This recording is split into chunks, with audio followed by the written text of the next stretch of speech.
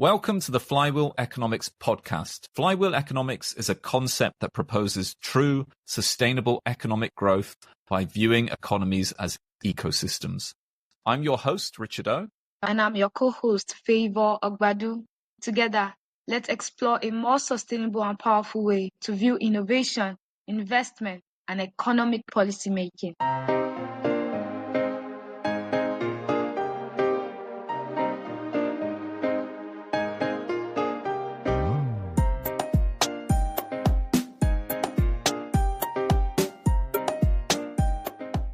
Favor, I think every episode I say I'm really excited about this episode.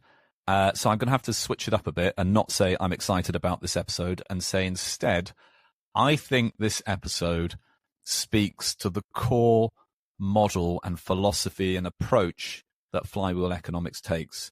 So I've given myself the limit that I can't say I'm excited about it, but this is an incredibly important episode for Flywheel Economics. Are you excited about it, Favor? You usually are. So you may not be able to use the word excited, but I think I'm fine saying I'm excited. I'm pumped because it was so cool. Like, I understand Flywheel Economics. I understand our principles, but to see it come to life in such a visual way was just another level. So of course, yes, I'm excited. And if you can't use the term, I'm going to use it on your behalf. Well, look, for the people listening to the podcast, I am very jealous of Favor because not only did we get to record this podcast with a wonderful team working on regenerative agriculture, but Favor also got a chance to go across and visit in person the farm, the regenerative farm that they've got as well. So I was super jealous of Favor's opportunity to do so. But maybe we can talk more about that at the end. So go on, give a bit of an introduction to who we've got on the podcast today. I don't mean to brag, but there's actually need to be jealous because I met the incredible team at SCL Farms. And on today's podcast episode, we are going to we interviewed two key members. We have Abiola Ebohen. She is the CEO of SCL and also the project manager for the Juriya project. And then we spoke to Blessing Stephen.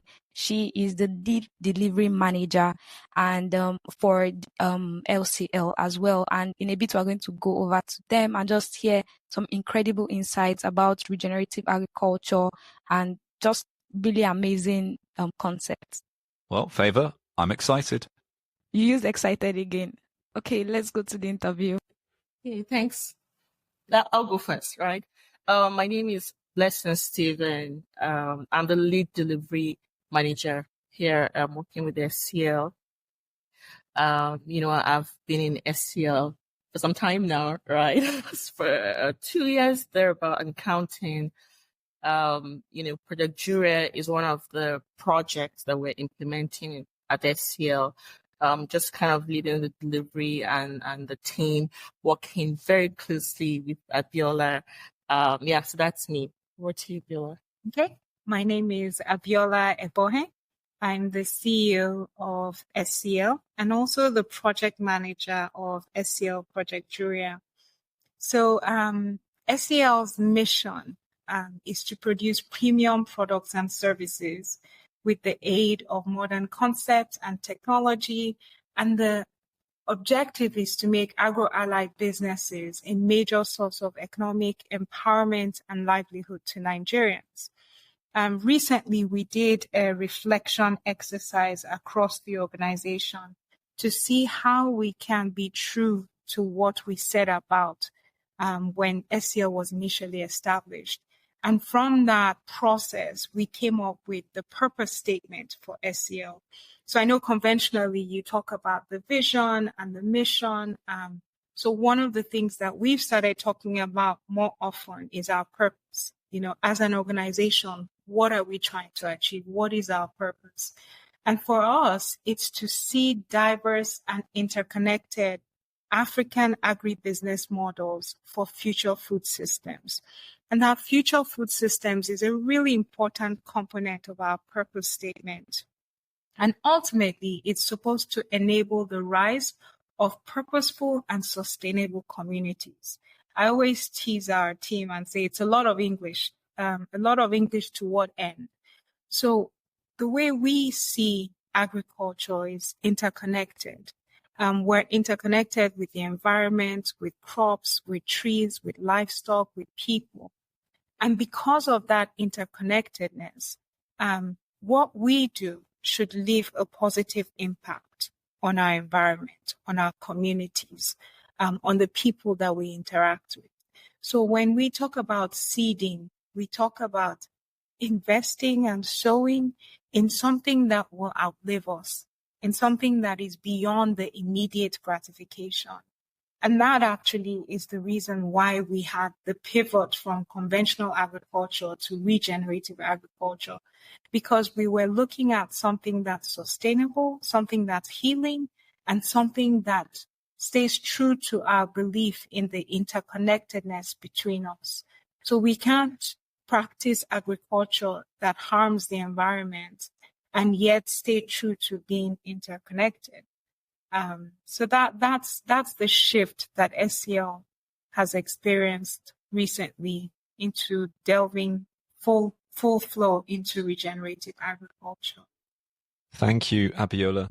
So from your perspective, what do you see as the role of the type of agriculture that you're practicing or you're trying to enable in Nigeria's long-term economic growth and its environmental sustainability? Okay, thank you, Richard. So the UN, right, estimates that Nigeria has the highest deforestation rates in the world, right? With an estimated, I think, 3.7% of its forests lost every year. Now that's a lot, right? And in addition, the World Bank, one of its projects called the Programmatic Advisory Services, and I think analytical programs on climatic resilience and environmental management, quite a long name, supported, an analysis that actually shows that agriculture, was one of the leading drivers of deforestation. And I think most recently, in addition, the World Bank also stated that the number of people in Nigeria facing acute food shortages has increased by about 28% in 2023. Now that's alarming. Now, so when you look at issues surrounding deforestation, issues surrounding the growing and evolving, food insecurity challenge that we're having, food shortages, it highlights the need for innovative solutions, right? So climate smart agriculture, in our opinion, plays a very, very important role in ensuring both food security, even as we adapt to the challenges of climate change. So specifically in Nigeria, looking at the future, we believe that, potentially the contribution of climate smart agriculture, in this instance, regenerative agriculture, that SCL is propagating, will contribute to a long-term economic growth, right, of our country, of our population, by enhancing productivity. Right. Issues surrounding, the carbon, right, emissions of carbon. We believe that once you adopt principles of regenerative agriculture, which we like to call RE, there will be marked reduction in greenhouse gas emissions, improving resilience generally across extreme weather events. And, there are also environmental, right, benefits to Nigerians' future, if we promote the practices of climate smart agriculture, looking at soil health management, and even use of water use, across board. So these are, some of the roles that we think are pivotal with climate smart agriculture in Nigerians' future. Yeah, absolutely. Thank you very much, Blessing. That was really insightful. Thank you so much for that answer. So my next question will be for people just like me that just getting to understand regenerative agriculture, as you practice it, how does it differ from conventional methods in Nigeria? So we know there's regenerative agriculture, but just explain it to a 6-year-old. How is it different from conventional methods that are used in Nigeria? Brilliant, Friva. I'll take a shot, right? And Billa can come in. Like the way you said, explain it as a 6-year-old. Because when I came into the agriculture space, thanks, Billa, she said, hey, Blessing, come, let's go impact the world. Let's impact Nigeria. Let's go into agriculture. And I'm like, okay, from my medical background, what do I know about agriculture? And so the first thing was to learn the difference, right? Broken down like a 6-year-old difference between conventional agriculture and regenerative agriculture. In smaller terms, right?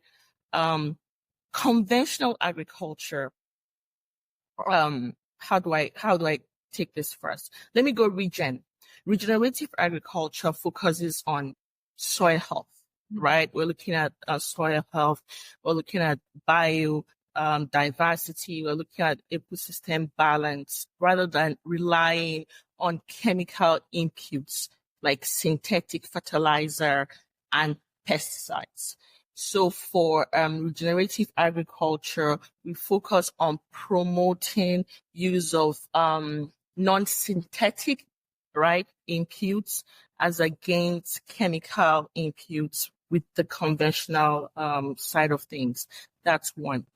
From a non-technical perspective, or even from a technical perspective, some of the practices of regenerative agriculture, for instance, promoting cover cropping, there's some crops that will cover the soil to prevent water loss, to promote water retention. We're looking at crop rotation, minimal disturbance to the soil cover. These are all practices that are adopted through regenerative agriculture that is quite different from conventional agriculture.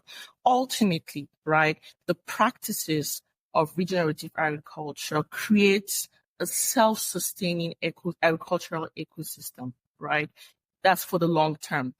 We can also dive into, more technical understanding, like, for regenerative agriculture, for instance, there is less erosion, right? Because of the water management structures, technologies that is being put in place to prevent erosion, which is quite common with conventional challenges that you find within the conventional space. I'll allow Biola to say more. Okay. So I'm glad, Favor, that you've been to Kwali, so you can picture some of this as I describe it. So one of the things that I hope stood out to you is mulching. And mulching is a technique that we use to protect the soil. So the idea is to make sure that there are living roots within the soil and to make sure that those living roots are attracting an ecosystem underneath the soil that is giving life both to the trees and to all the other crops that need nutrients from the soil. But it's also giving back to the soil. So it's a very symbiotic relationship. And that's the beauty of RA. It represents life, continuity. You're giving, you're taking, you're giving, you're taking. Whereas conventional is about coming in, you strip what is there, you put what you need, put all the nutrients you need into it to get something out. And once you're done getting it out, you leave everything behind. And that's how you end up with farmers needing new farming land because they've stripped all the nutrients from the soil and it's no longer giving back to them. So by the time you finish putting in more and more chemical fertilizer, and with time, your yield still becomes lower and lower because you stripped all of the nutrients from the soil, you now think, oh, it's time for me to either leave the land to fallow for a while, do the burn approach, or go find another piece of land. We're running out of pieces of land to go to. So that's why we're encouraging, let's regenerate our soil, bring life back to it, both underneath and below. And with that approach, we can move away from needing to find new land because we're able to keep utilizing what we have. Thank you both. All right, so maybe just to summarize then, what do you see as the key principles of regenerative agriculture then? What, in a nutshell, what is it? Okay, so for SCL, we focus on 5 key principles. Regenerative agriculture is quite broad, and people have different ways that they interpret it. But ultimately, you'll find that these principles and practices, so for us, we have 5 principles, we have 8 practices. Ultimately, you'll find that a lot of them overlap. For us, these are the ones that we've decided to hone in on. So the first is to enhance biodiversity and ecosystem services. That is always our primary objective.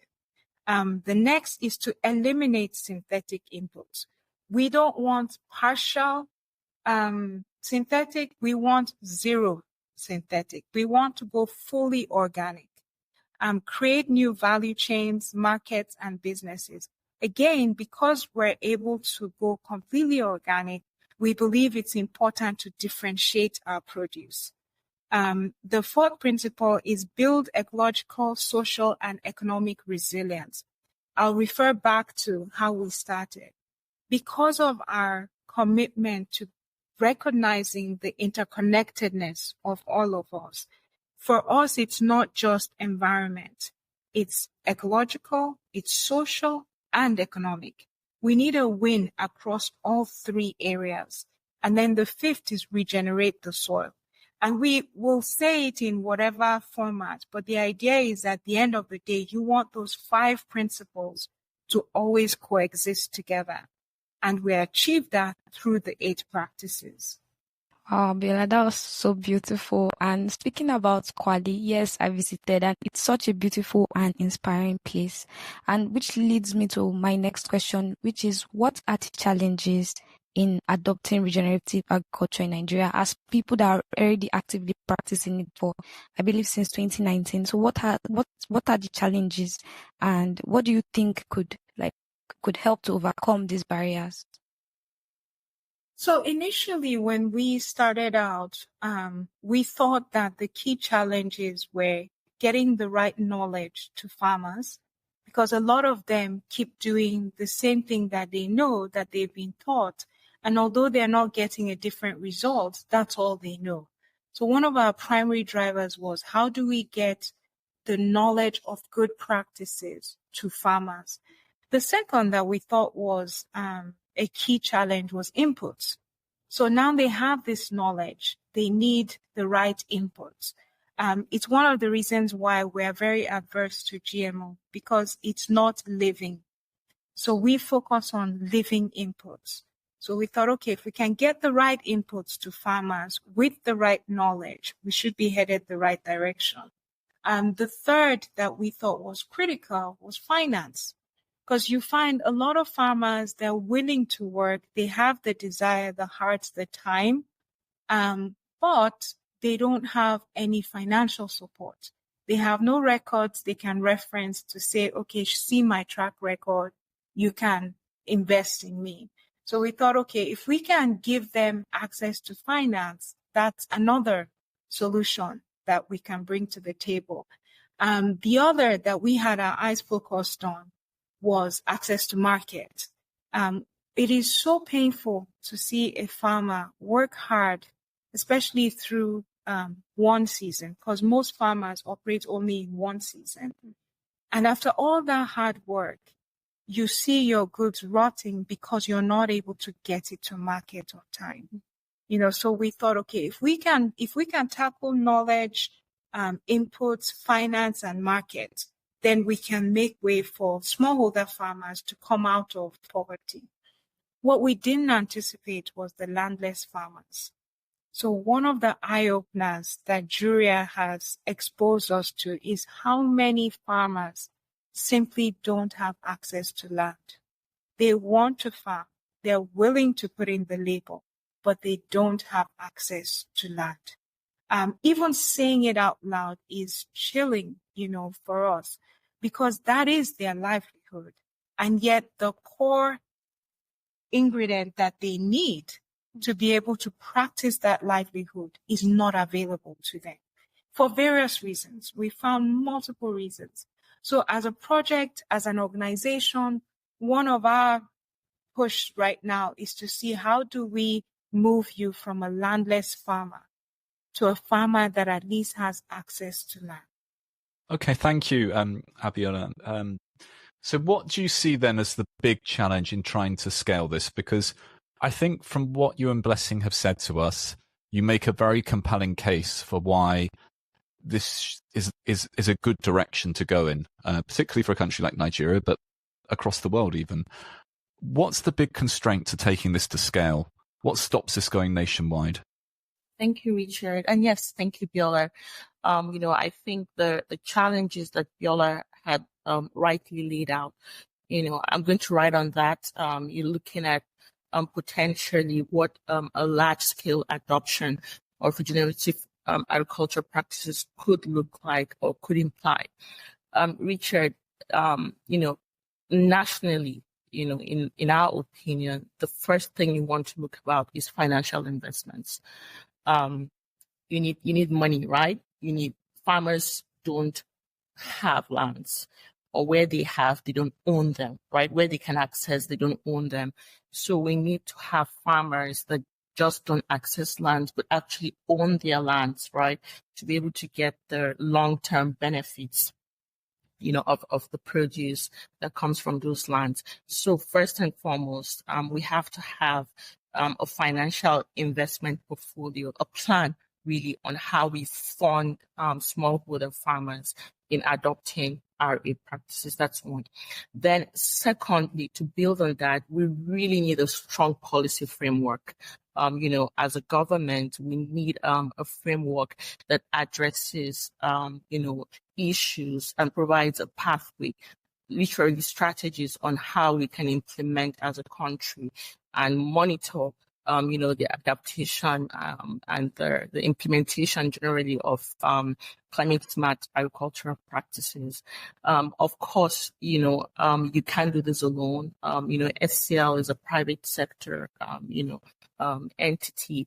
And so we need strong collaborations at all levels, looking at the community, the smallholder farmers and themselves, traditional institutions, government bodies, the private sector is a big player, and of course, non-governmental organizations and donors alike. So looking at a large-scale adoption, these are the resources, that needs to come into play. And something that could also help, Richard, in making the case, right, for a large-scale adoption is the ability to be able to demonstrate successful regenerative agriculture investments. And that's where SCL comes in, right? Having invested, over a decade, of knowledge, skills, and literally experimenting and, having a proof of concept that regenerative agricultural practices work, the ability to be able to demonstrate such successes and many others as we have in Nigeria, I think it will help. Similar pilot projects, who knows, maybe not just in northern Nigeria, but other regions or within the country, if people are able to see more and appreciate, the future of what it could look like, I think that would also help. Then lastly, Biola had mentioned access to markets.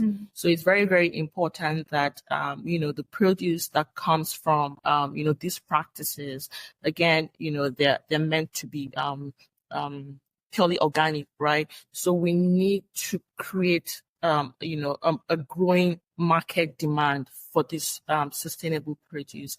And so, when you have the market for it, when there's a demand for it, it creates opportunity to supply. And that way, you just create the balance. So, yeah, that's what I would say for now, in looking at the pathway generally to large scale adoption. Thank you, Bless. To do a bit of a follow-up on that.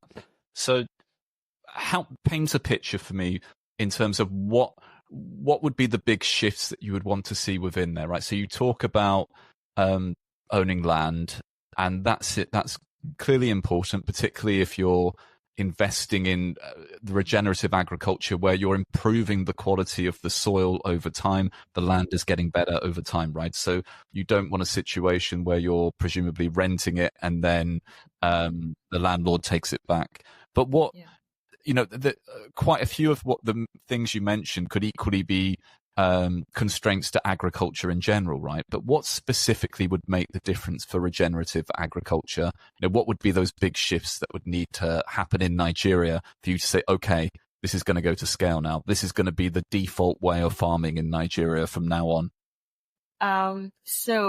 Thanks, Richard. In our opinion, I think the biggest shift that needs to happen is to have a framework, right? A regenerative agriculture or sustainable, policy framework developed by government to promote regenerative agricultural practices. That's one. And that's not to say we don't have them. On the contrary, Richard, there are some policies that have been developed. Here in Nigeria, we have the Nigerian National Adaptation Strategy and Plan, of action on climate change, basically also emphasizing the need for sustainable agricultural practices, water conservation, soil conservation, and water management techniques. We have the National Agriculture Promotion Policies, as well as the Agriculture Policy of Nigeria. Do we think these are adequate? Maybe not. Do we think that there is a need to, beyond just policy statements, to move into core implementation, how we harness the resources within a country to implement these policies, to ensure that we empower farmers, right? Through these policies, building financial access, right? Systems or mechanisms for access to either loans or access to resources for farmers to own lands. That is one area that could make a difference in solving the problems of land ownership across board. Another area, Richard, that we feel that strongly there is a lot that could be done is in the area of research. So generally a lot is known out there on the benefits of conventional agriculture. The numbers, are there. You can pick up any World Bank document and, you can make references. So much research has gone in there.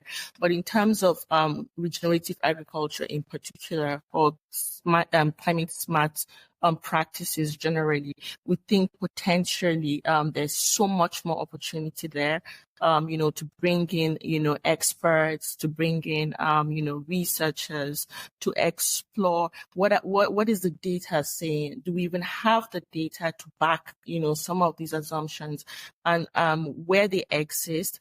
How can we use the data that we see, right, in terms of comparative analysis, RA versus conventional? How can we use this data to help the policymakers in driving the right decisions to implement those policies? So I think, again, these are areas that, could make a difference. Miller? So the one thing I would add, so I tend towards stories to be able to send a message across. Before we started Juriya, we went to Niger, to Maradi, and Niger's climate is a lot hotter than ours. So it's after Kano, Richard, if you can picture in your head. So I don't know if you've been, I'm assuming you haven't, apologies. But after Kano, after Katsina, then you enter Maradi. And you could feel a slight, it's very subtle change in temperature when you leave Katsina and you go to Maradi. But because we had our hats on, thinking climate smart agriculture, we noticed it and we started discussing it in the car. And we said, okay, what's different? So in Maradi, you can't cut trees. That's a policy. Yeah. And it's an enforced policy. You cannot cut trees. It's just not done.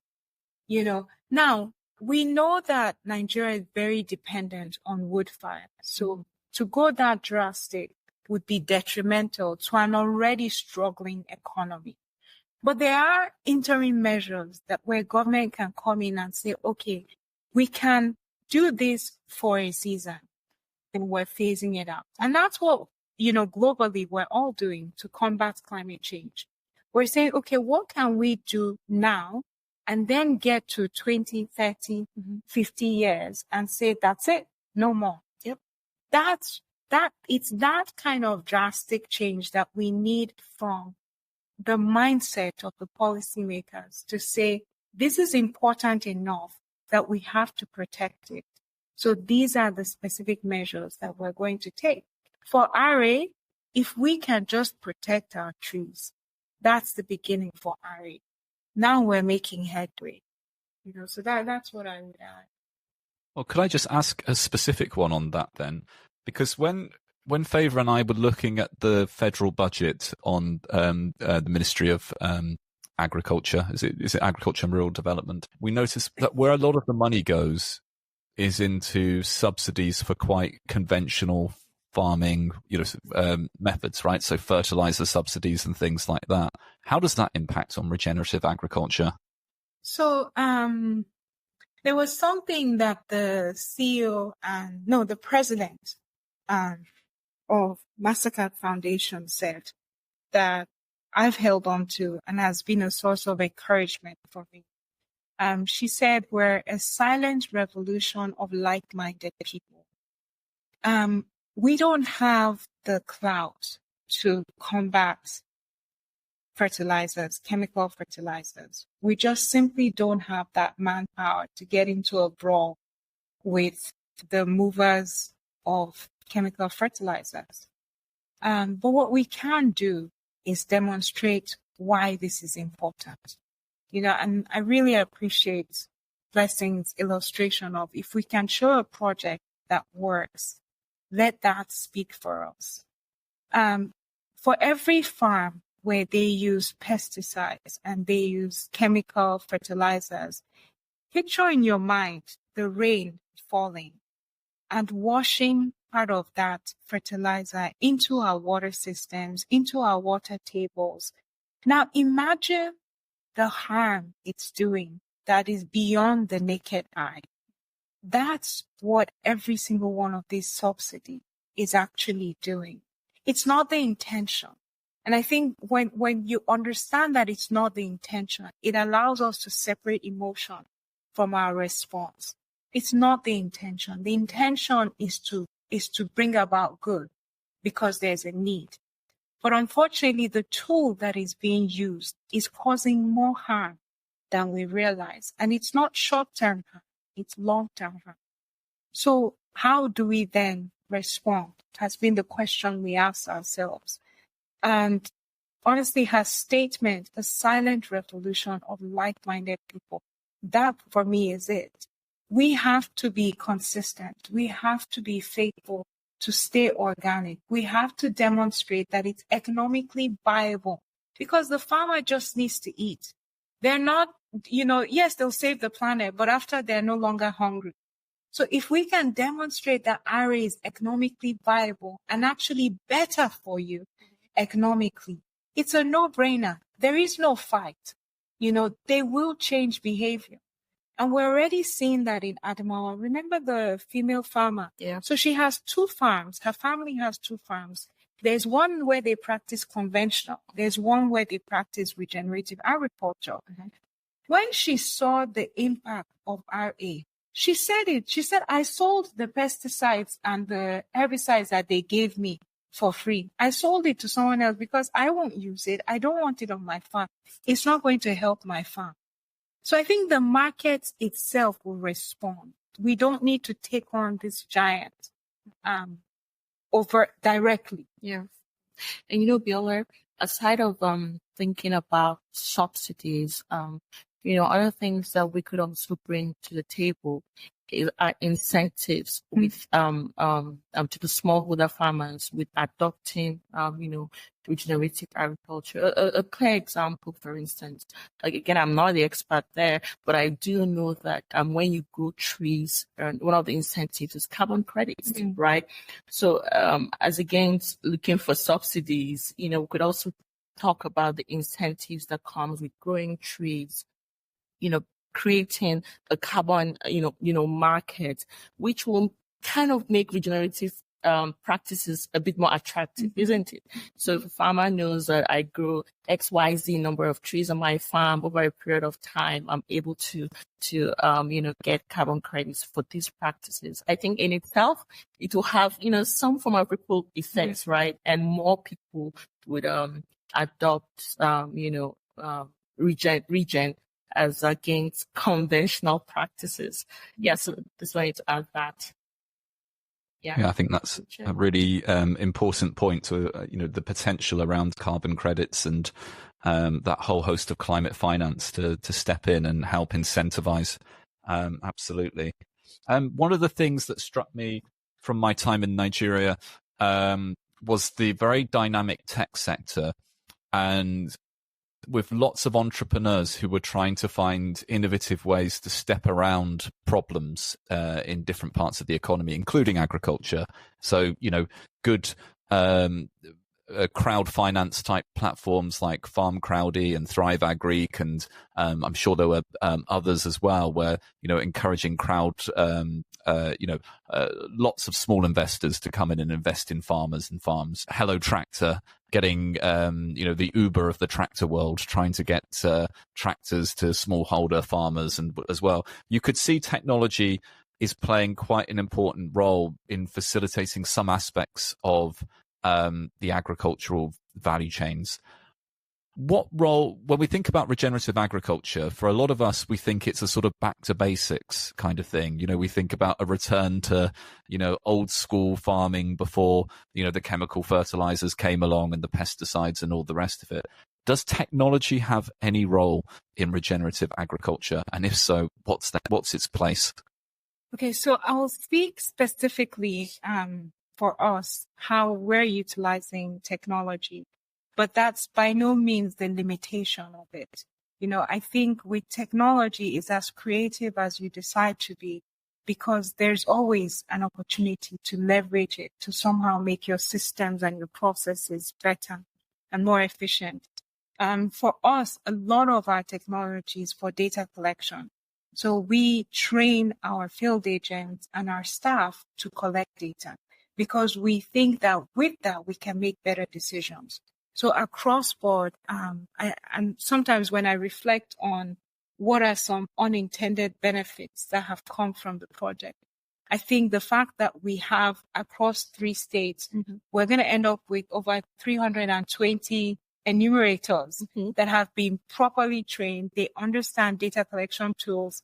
They know how to use their smart devices to collect data. It's pretty incredible. And they're all, under the age of 35.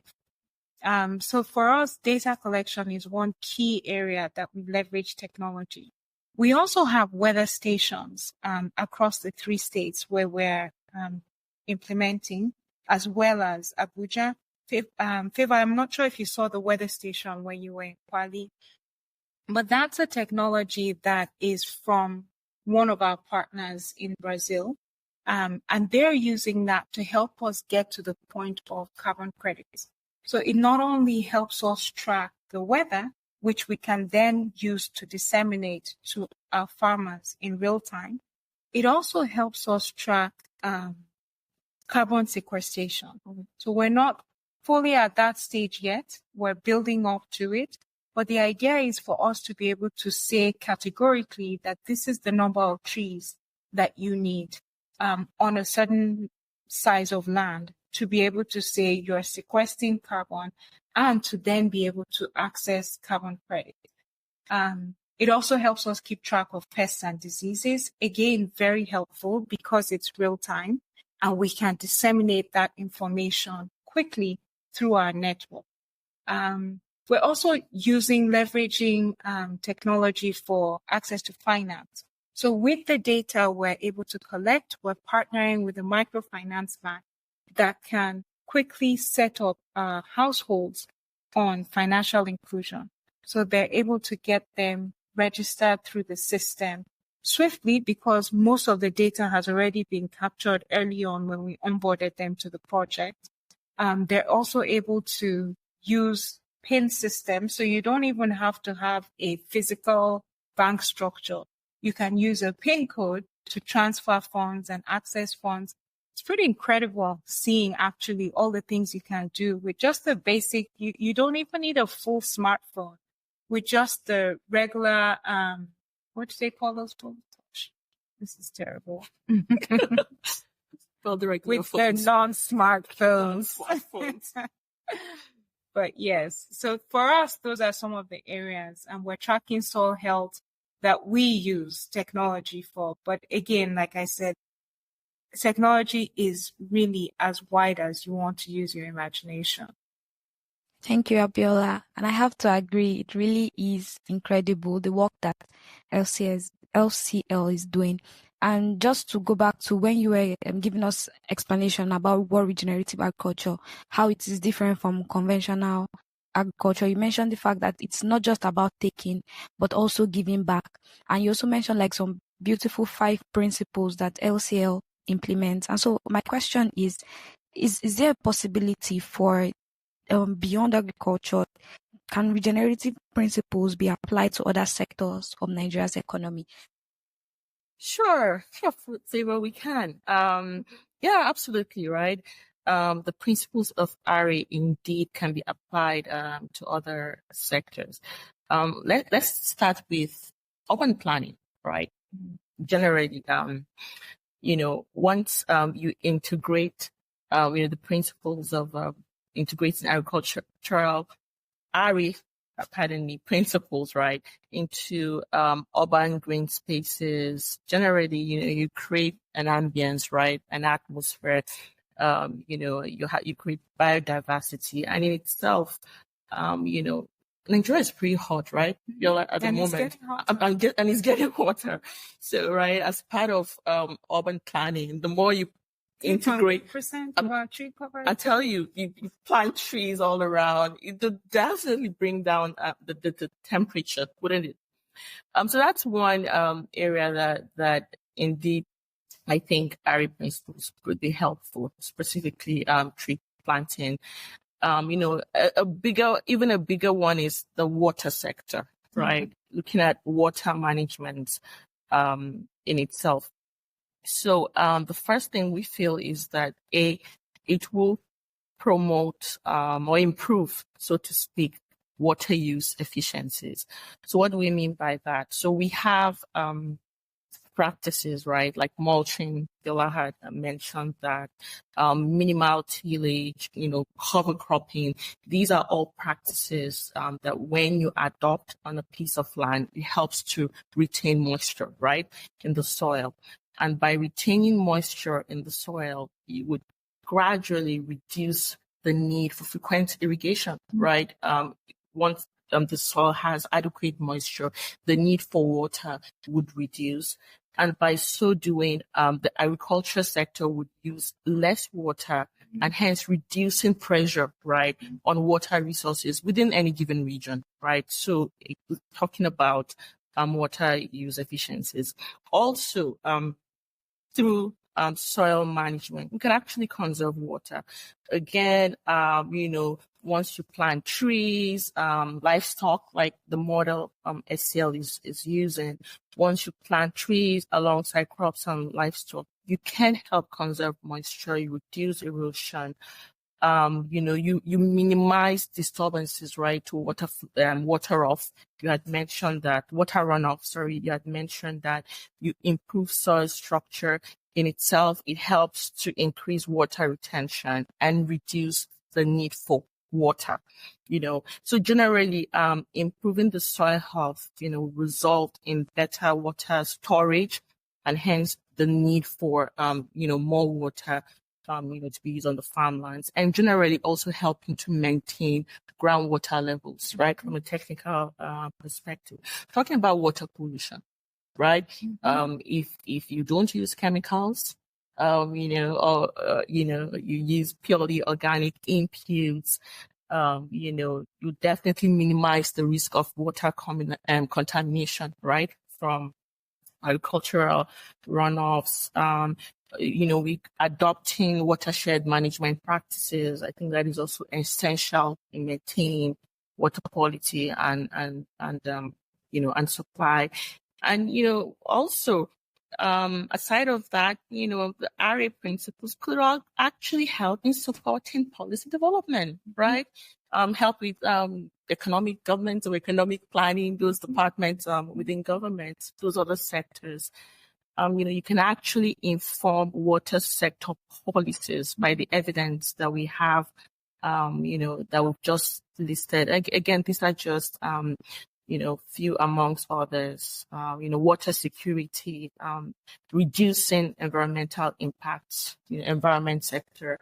And it's really fascinating to hear that those sort of side benefits that can come from a regenerative agriculture approach that can tap into all sorts of other good things for a country, whether that's the temperature and climate with having more trees, or whether that's the water resources that are available generally in the country. So it's fascinating to hear that. I reflect back on my years working in the Department for International Development for the UK government, and thinking about some of the big World Bank programs that have happened in Nigeria over the years, some of the DFID programs as well, and agriculture. And, I think most of these programs have either, a complete focus, if not a major focus, on conventional farming practices rather than regenerative farming practices. Has this been part of the problem? Has this thing of approaching the markets as they are at the moment and trying to improve the functioning of those market systems, like the market for fertilizer, the market for, improved seed varieties or pesticides or whatever, has that actually contributed to long-lasting damage for Nigeria's agriculture sector as opposed to helping it? What's your thoughts on that? So, the way my background is accounting and also MBA. And one of the lessons they teach you as a manager making decisions is you always have to put behind you sunk costs. You cannot consider sunk costs in your decision-making process, because sunk cost is the outcome of a decision you've already made. You can't undo it. It's done. What you do need to focus on is, where do we go from here? So I think the way I would respond to that is, what was the intention behind these projects? The intention, similarly to the government incentives, was to help. That genuinely was the intention. How can we help? How can we aid? How can we produce food faster? How can we make sure nobody goes hungry? So the intention was good. Now we know better. So based on what we know now, what do we want to do differently? And I think international organizations have an opportunity. Again, the time could not be better. All of our radar is on the impact of climate change on our environment, taking us back to being interconnected.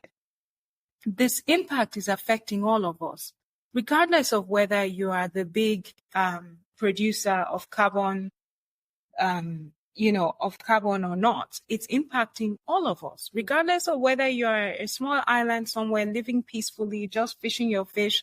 It's affecting all of us. So now that we know what we know, the question I would ask all of us, ourselves included, is, what are we going to do about it? What are we going to do about it? Because I think that's what history will look at. Because we made the best decisions we based on the information we had on hand. Now we know better. I think it's time we make some different decisions. And that's why silence is not an option. We can't just quietly keep doing our business. As we have opportunity to share with others, we need to tell them. As people ask, as we have opportunity to showcase our work, we need to make sure we put it out there to let people know that there is an alternative. Now, we can't force them to adopt it or accept it or promote it, but at least we can let them know there's an alternative. And based on the information we have today, it's a better alternative. So I think that would be what I would say. I think that's such a good answer, Abiola. We can only move forward. So maybe following that same train of thoughts, we have talked about what donor organizations could do better. But I think it's about 4 or 5 years since 2019 that LCL pivoted to regenerative agriculture. So looking back on your journey so far, are there any lessons that have reshaped your goals?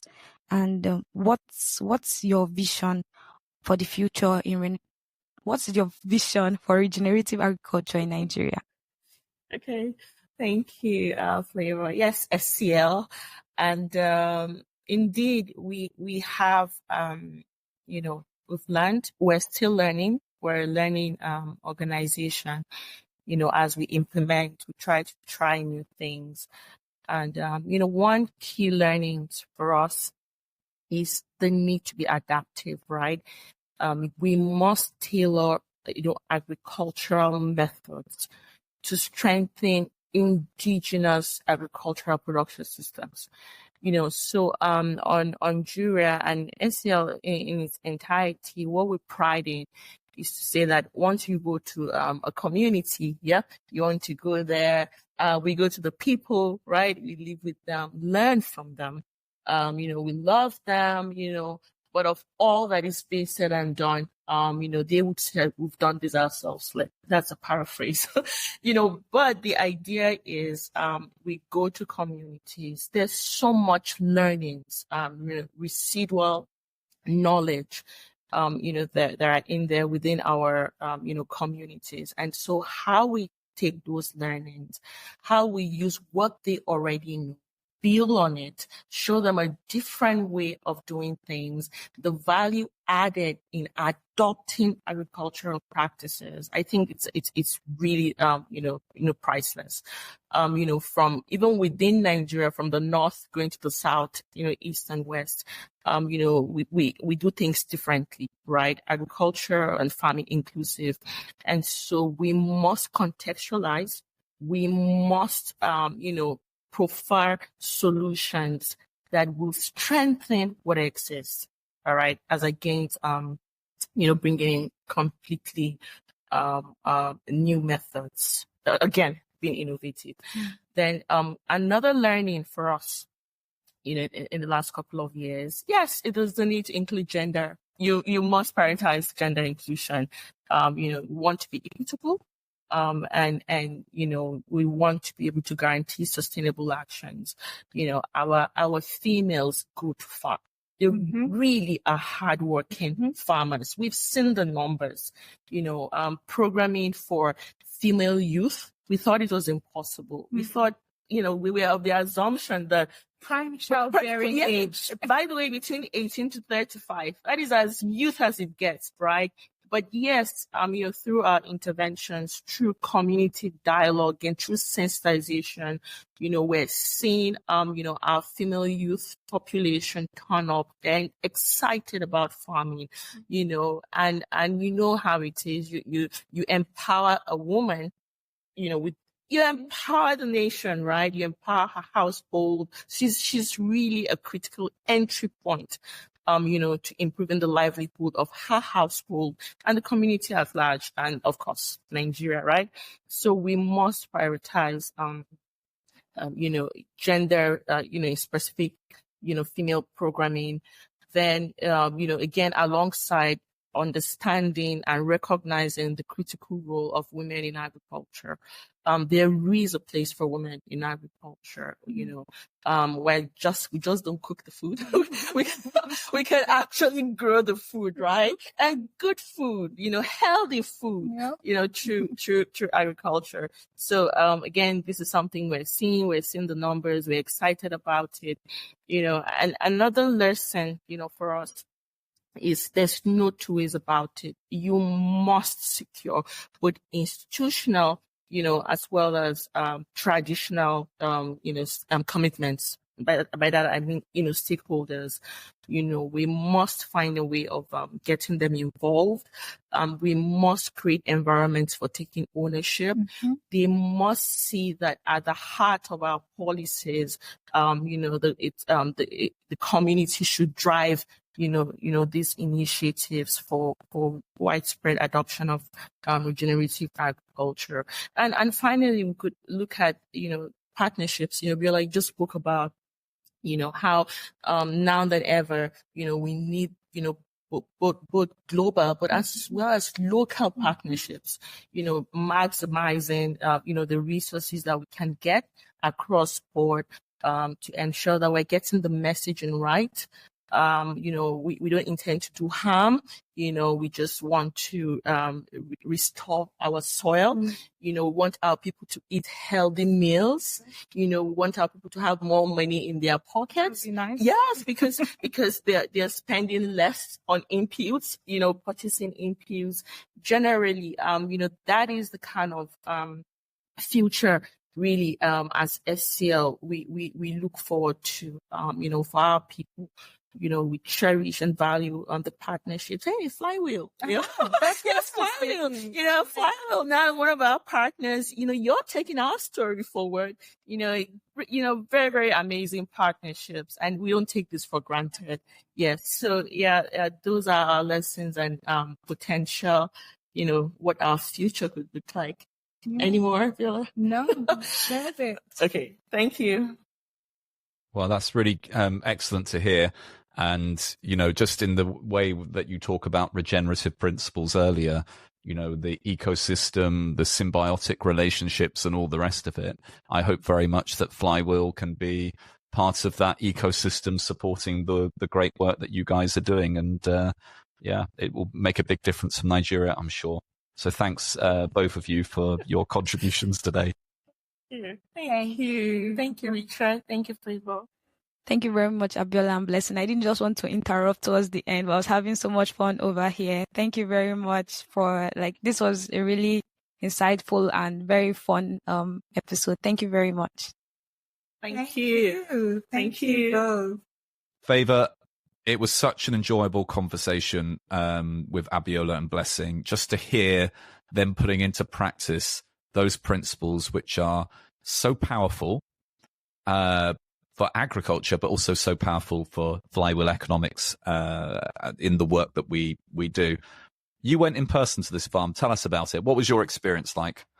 I'm not going to lie. It was incredible. And it was incredible because I know that I'm not as much of a nature lover compared to you. So going to the farm was like, oh, okay, this would be a nice experience. But no, I enjoyed myself thoroughly. It was so amazing.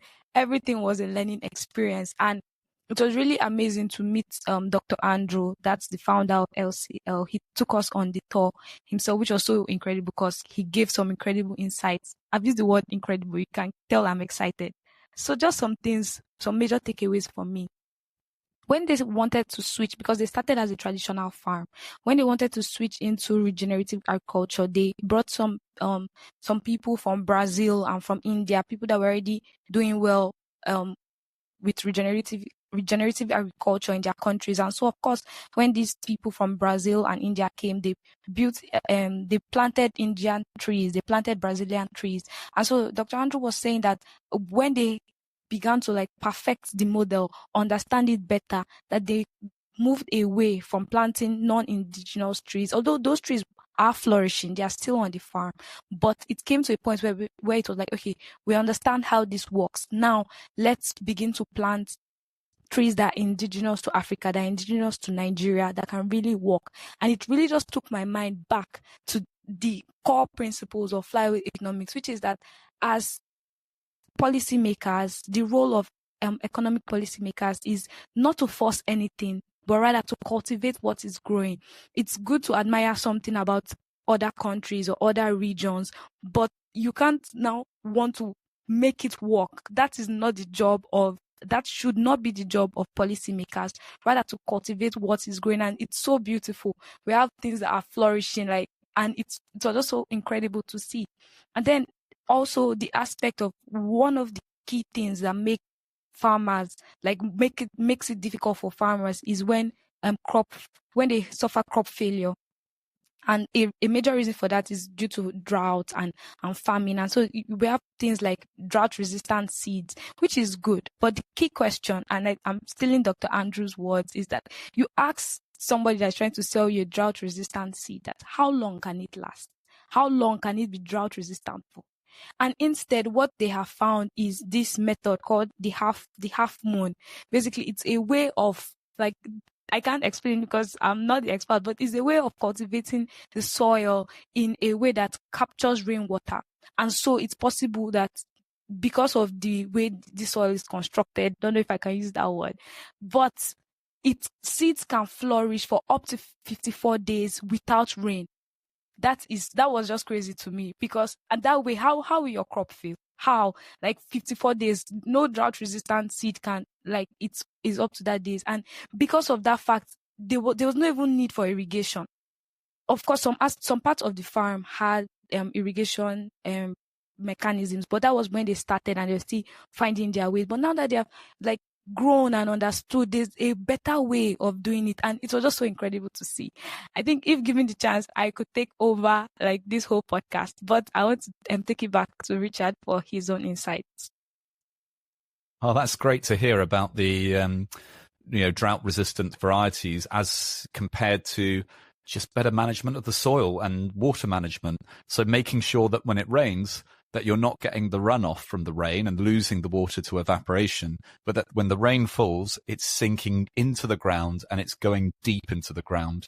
And partly what you can do with that is through having more organic matter in the soil, which basically makes it act like a sponge. So it absorbs that water and the water is retained.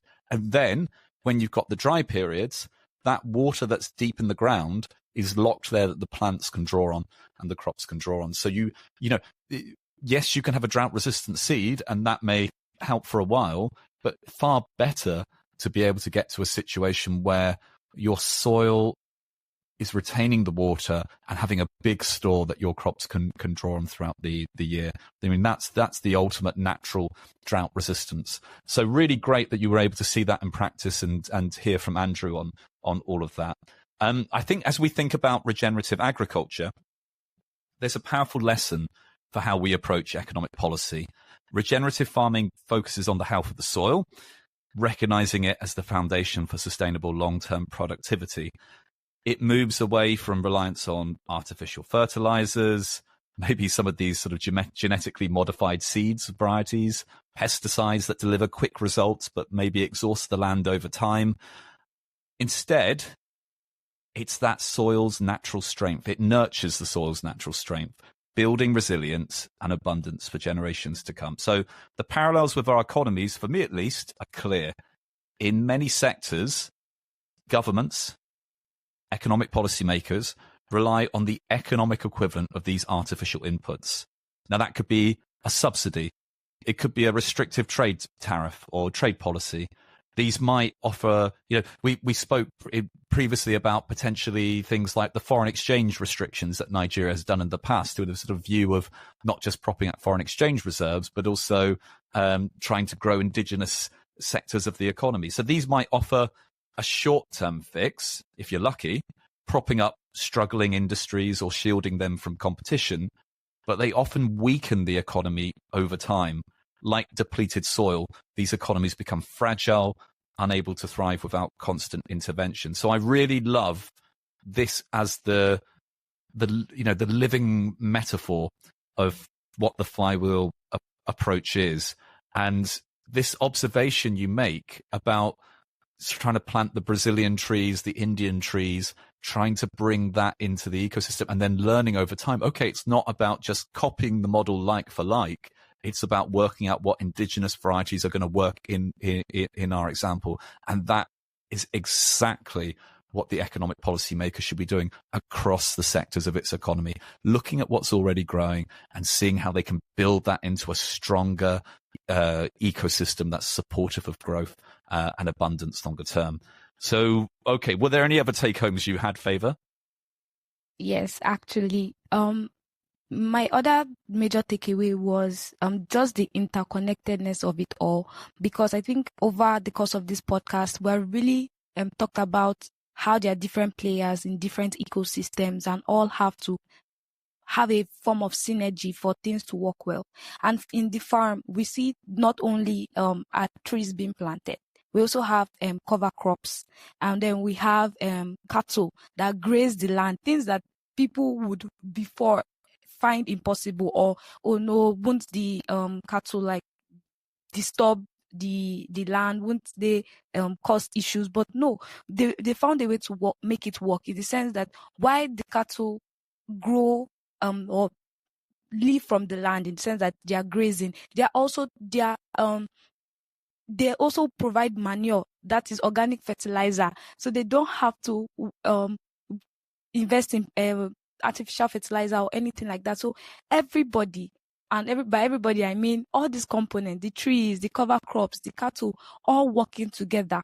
And so it was just a matter of seeing different components coming together to work well. It's now a matter of like, what can we learn from this? The things that were previously thought impossible or would be a distraction or would hurt our existing systems, is there a possibility of all of them coming together and actually working? Well, look, I've told Dr. Andrew I plan to come across and visit his farm soon and see this in action myself, because I'm so jealous of you having been able to do this. And I think if they can get that model working in Nigeria, they've got a wonderful pilot that can be explored for scaling up and for making a big impact across the country. So look, I was, like I said, this is one of my favorite topics, and I'm glad we've been able to cover it. What I would say is, I think it's worth considering if we did take this different approach, right, to economic policy. If we took one which was inspired by regenerative farming, regenerative agriculture, and focused on the economic soil health first, what would that mean in practice? This would probably mean creating a business environment where innovation can take root and grow naturally. It would mean investing in essential infrastructure, transport, energy, digital networks that allow businesses to flourish. And it would mean equipping people with the education and skills they need to tackle the challenges of the future. So these are the economic flywheels that, once in motion, drive long-term transformation. Just in the same way on the farm, those ingredients that you mentioned, the cover cropping, the cattle, the all those different elements of the farm, that they drive the sort of abundance of the farm longer term. So this is at the heart of flywheel economics. It's creating systems that generate lasting prosperity by harnessing natural, self-reinforcing forces. Just as farmers care for the soil beneath their feet, economic policymakers should nurture the conditions that let economies thrive. And I think, Favour, when we make this shift, when we go from artificial props to organic strength, we unlock the potential for true economic regeneration. Like a farmer working in harmony with nature, economic policymakers can become gardeners of growth. I love that term, gardeners of growth. I think maybe we should change our motto, Favour, to be gardeners of growth.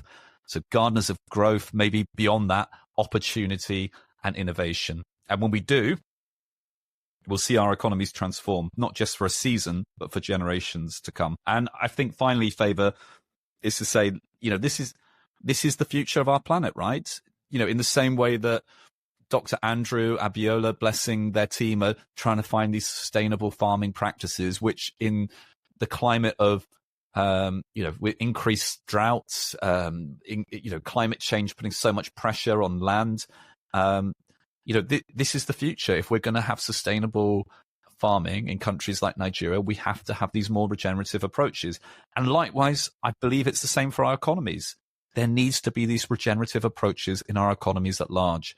And I think the key is that policymakers start to embrace it. And then there's the opportunity to start growing something extraordinary. So look, Favour, this is one of my favourite topics, as I said earlier, and I hope it's something that we can really draw more parallels to in the future. Gardeners of growth, indeed. Yes, I love that term as well, and looking forward to drawing more parallels, just as you said, because I think it's such a powerful imagery. And for anybody that might still be struggling with the flywheel economics term, I believe regenerative agriculture and how it works, there's no how you won't get it. Once you have stood at that farm and you have seen how everything works, there's no how that you won't understand what flywheel economics is all about. Well, look, I'm going to blow your mind now. I am very keen that for a future episode, we not only build on this regenerative agriculture example, but we look at other sectors. And there's some very exciting very exciting developments in terms of regenerative tourism. And I think that would be an exciting one for us to unpack in the future. Are you ready for a regenerative tourism type episode, Favor? As long as I get to go to the field, of course I am super excited and can't wait. I'm not sure the Flywheel budget will stretch to your trip to the Caribbean or to the Pacific Islands, but at least we can have a nice conversation with those working on it, maybe remotely. Sorry, Favor. I'm happy to start from there. I think that would be a good start. All right. Thanks so much. Well, look, thanks as well to our guests, Abiola and Blessing, and for sharing the story of what it is they're doing just outside of Abuja. It's really inspiring and, as we said so far, means so much in terms of the Flywheel Economics approach. Over to you, Favor. Yes, thank you very much once again to Blessing, and thank you very much, Abiola. And thank you to the entire LCL team. It was such an amazing time. And look, keep following us. We are still on this journey and we're exploring, just as Richard said, other parallels, other amazing, mind-blowing parallels. So to continue this conversation, make sure that you follow us on all our social media channels at Flywheel Economics and at our website, flywheeleconomics.com. Until next time, this has been the Flywheel Economics Podcast.